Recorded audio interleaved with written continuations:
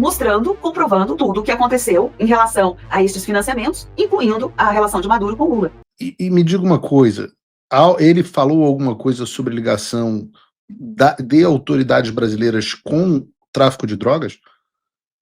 Então, esse ponto eu achei muito interessante, porque eu fiz essa pergunta também para ele. Eu estava revisando, antes de entrar com você, a pauta que eu escrevi para falar com ele. E uma das questões que ele não me respondeu na hora, e que ele falou assim, que ele falou que ele ia responder depois, e eu falei que tudo bem, que ele tomasse, né, o tempo que ele quisesse, foi uma sobre o dinheiro da Petrobras, e a outra questão foi exatamente sobre pessoas. Eu falei, mas como que chegava esse dinheiro da PDVSA, que você está dizendo que chegava ao partido, aos partidos políticos no Brasil, por meio de quem?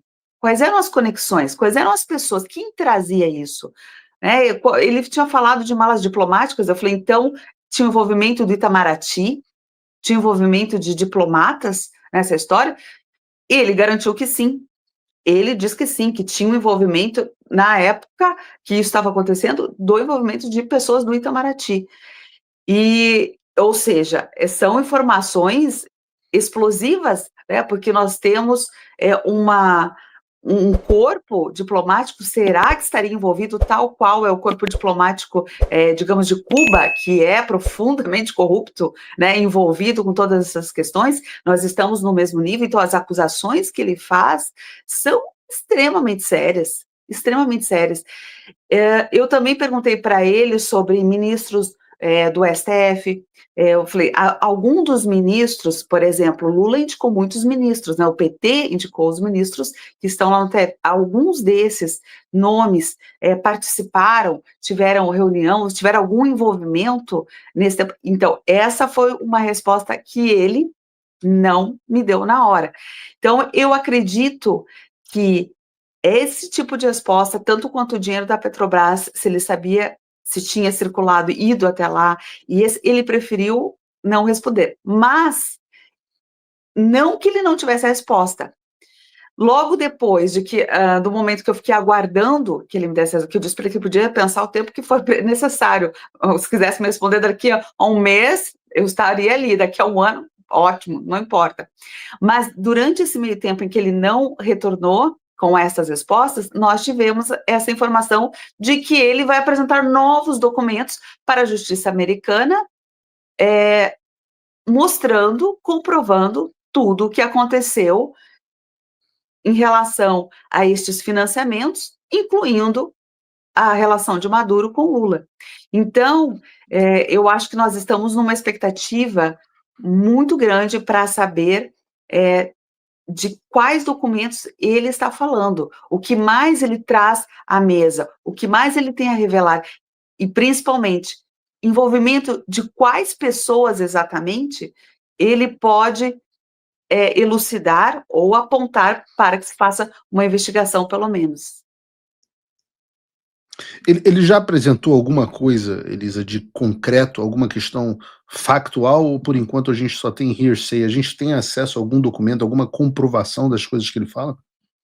Bom, até agora, nesse momento, o que ele estava fazendo? Ele estava colaborando com os Estados Unidos em relação a Venezuela e Estados Unidos, como que foi essa interferência, né, de venezuelana nos Estados Unidos.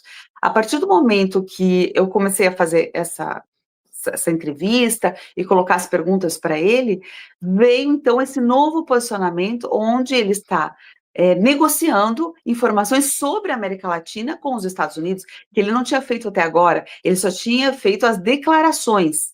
Então, eu também fiz essas questões para ele sobre quais provas, quais documentos ele teria, telefonemas, quais conexões que comprovassem essas acusações que ele tem. E daí que ele está entregando, né, para a justiça americana. A justiça americana colocou todo esse processo, pelo menos por enquanto, está sob sigilo. Inclusive, na próxima audiência dele, que vai ser no dia, que está marcada para ser no dia 19 de novembro, onde ele vai, essas informações também vão ser trazidas à tona. Eu não acredito, Paulo, que elas serão de imediato disponibilizadas publicamente. Por quê?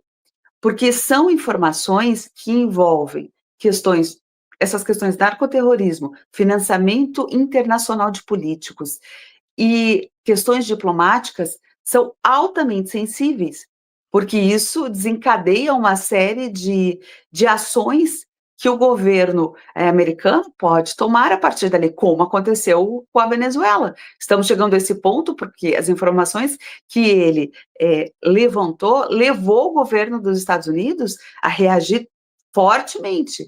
Agora, essas reações podem ser, por exemplo, contra o Brasil, contra a Colômbia, é bem possível, isso dependendo do nível de informações, de detalhamento e comprovações que ele entregar para a justiça norte-americana.